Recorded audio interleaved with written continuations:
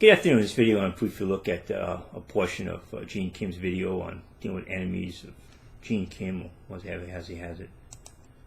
Enemies of Gene Kim defeated by prayer. He says this ministry isn't about Gene Kim, but then these guys take everything personal. He'll say, "Oh, this ministry isn't mine, it's Lord." But everything these guys do, Robert Breaker, Gene Kim, Brian Denninger, Hoffman, John Davis, Sluter. Sluter called me a moron because I said he was a PBI graduate. You know, well, he might not graduate from PBI, but he's got a picture of Ruckman up on his study desk. That's what these guys are. So he goes the whole thing, this issue of how prayer, immediately after he prayed something, these people were affected.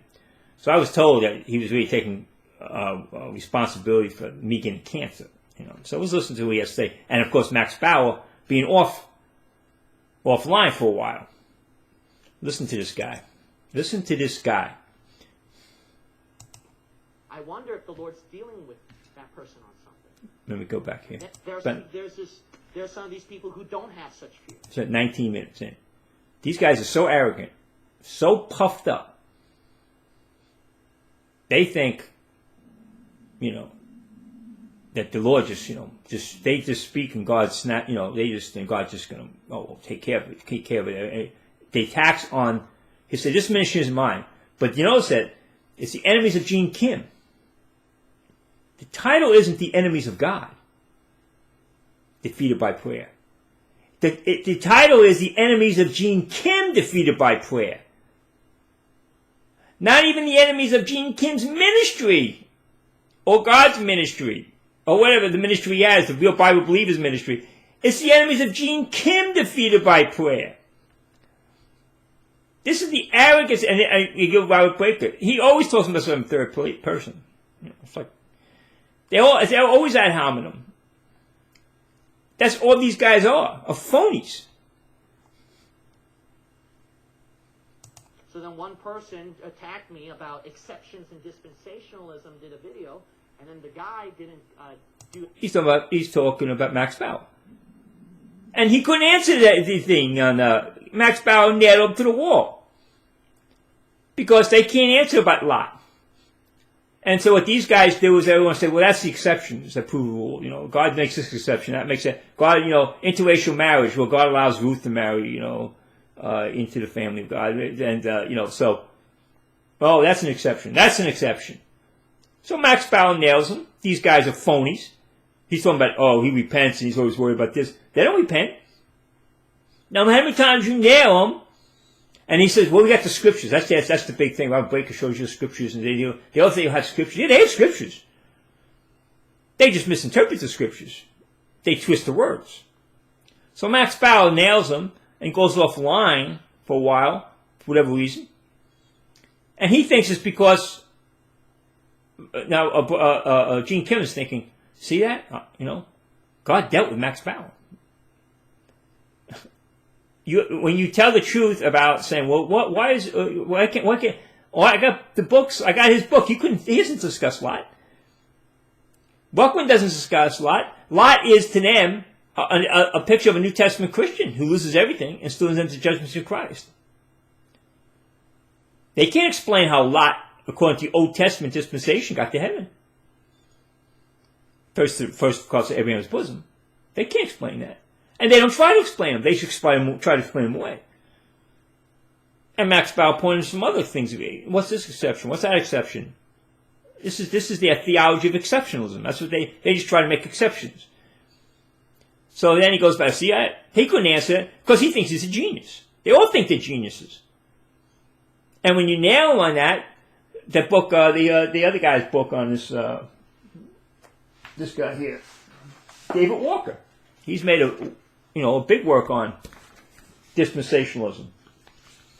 He doesn't deal with Lot. He don't want to deal with Lot.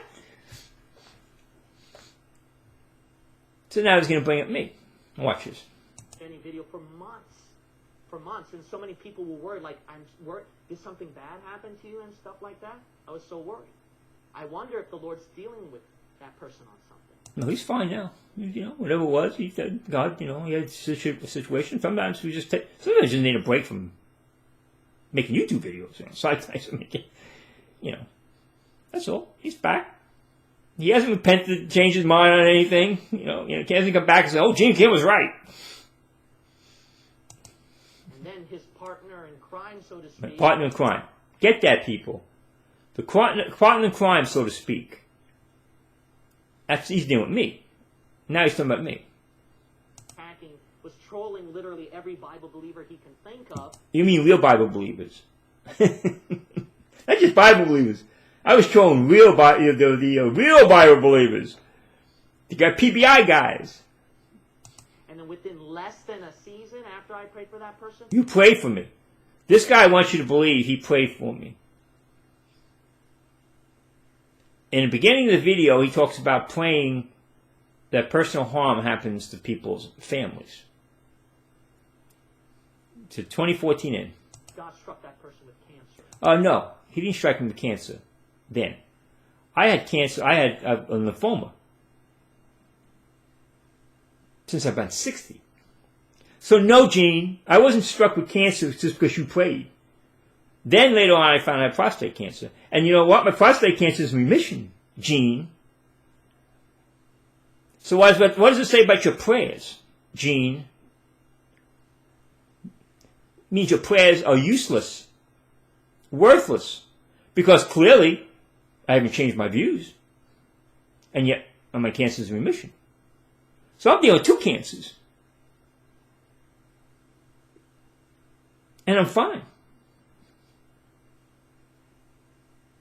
How's that working out for you, King? And coincidentally, that same year, he had a video title, Romans 10:13 is a cancer. Same year. Yeah. Here. What was the title, the full title, Gene? I didn't say Romans 10:13 was a cancer. I said Romans 10:13 was a cancer to the gospel. You see how they lie? Do you see how they lie, people? I didn't say just Romans 10:13 was a cancer. I said Romans 10:13 was a cancer to the gospel because these people are using it inappropriately to the gospel. It's not part of the gospel. But you see how they lie. Zachary did the same thing.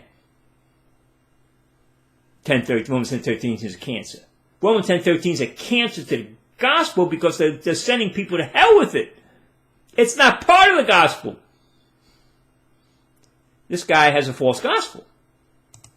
Watch out. Oh yeah, you watch out. You watch out for these sanctimonious, puffed up egomaniacs who think every time someone brings up an issue against their ministry and their false doctrines, that it's personal. We have to take this work of the Lord, and this includes your pastor here. We have to take this work seriously. Yeah, we take it very seriously. We know what liars you are. Go and look at the video. Romans 10:13 is a cancer to the gospel.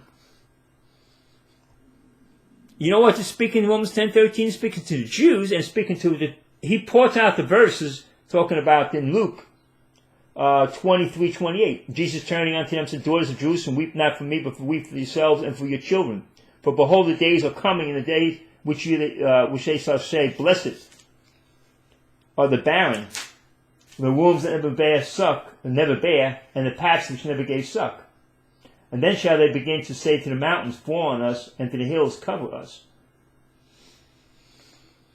That was both a prophetic message to what was going to happen in the future, but also what was going to happen to them in the present. The wrath of God was coming upon the Jewish nation and Jerusalem. But I'm going to stop, put this up. This is how you lie, people. This is how you lie. And Gene Kim is a liar. He prayed for me. And then next, in a year or something, within a season, I got cancer. Well, the cancers were much earlier than that. Actually, I had prostate cancer much earlier than that. And it was only discovered in the 4th stage. And so then I actually didn't know about it. I was going to an oncologist dealing with my lymphoma cancer, which is a marginal zone lymphoma. About since I was 60. And for some reason, he wasn't picking up my PSA numbers, rising up to triple digit. But I felt there was something wrong with that. I said, "There's something. He's not telling me something. Must have been the Holy Spirit, Kim, telling me, because I had cancer in my life. How did that work out?" And if I continued staying with that other guy, I probably wouldn't be here now.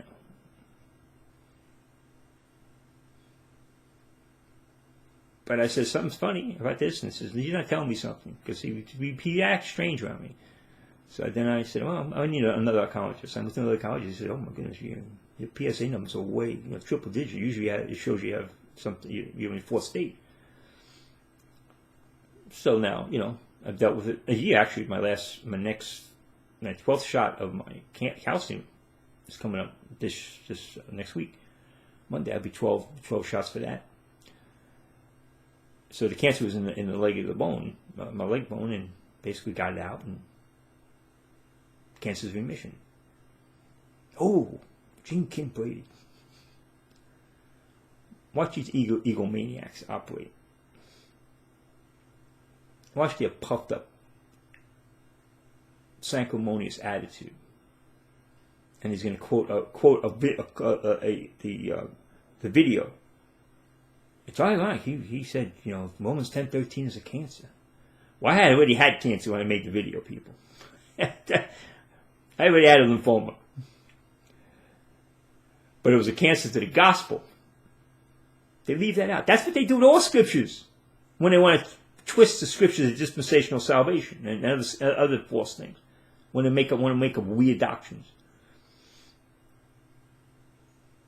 They always find ways to twist it, wrest it, and then say, "Well, we got scriptures. We got, Calvinists are known for that. Calvinists give you 20 proof texts. Okay, see that? All these proof texts can't be wrong. But watch the liars, the deceivers. Imagine that bringing up myself and Max Baur. That's how much we irritated these guys. This guy got up there and he was huffing and puffing. I can defeat all these enemies of dispensational salvation. And Max comes in and crushes him. He was lying about Noah. And he said, "Well, Noah was saved. You see that? By building the boat." No, he wasn't eternally saved by building the boat.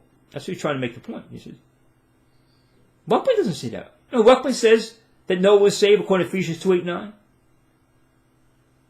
Yeah, Ruckman says that, people. Ruckman says Abraham was saved according to Ephesians 2:8-9. Oh, but his faith, Ruckman coming in, but his faith was different than your faith, and it wasn't perfected like. And he throws in some nonsense. But he says he wasn't eternally saved by building a boat. He built the boat because he was saved. Building the boat physically saved him. You don't believe me? Read Ruckman's commentaries. That's why these guys are always double talking. They're always double talking. And they come in and say, well, they're saved by the law. They won't say by the law. Say before the law. They will say it has to by works. They won't say by works. They won't say under grace. And grace goes right from Genesis 3 or right to Revelation 22. Well, if it's grace, then it's not works. It's works, it's not grace.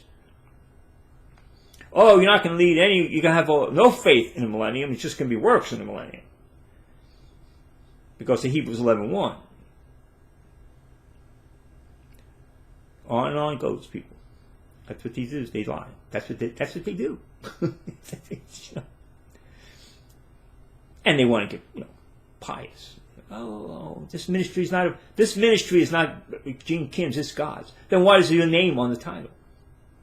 Enemies of Gene Kim. That's their attitude. When you go after a doctrine, they take it personally. Robert Breaker takes it personally. He's too puffed up. And he uses his name in third person.